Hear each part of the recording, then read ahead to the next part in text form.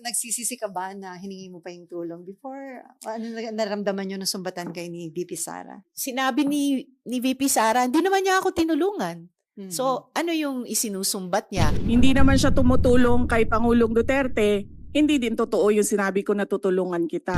Actually, ang alaala ko sa pagkita namin noon, kasi tuwing pupunta ako sa Davao, whether nung rep pa ako ng Akbayan sa House or ngayon nagtatrabaho sa Senado, SOP magko-courtesy call sa local chief executive. And what I remember very clearly nung 2016 pagkita namin, nagpasalamat ako sa kanya dahil sa suporta ng Davao City Government sa kampanya ng Akbayan laban sa aerial spraying at saka sa GMO. So yun yung pinaka-naalala kong usap namin, dalawang agricultural issue.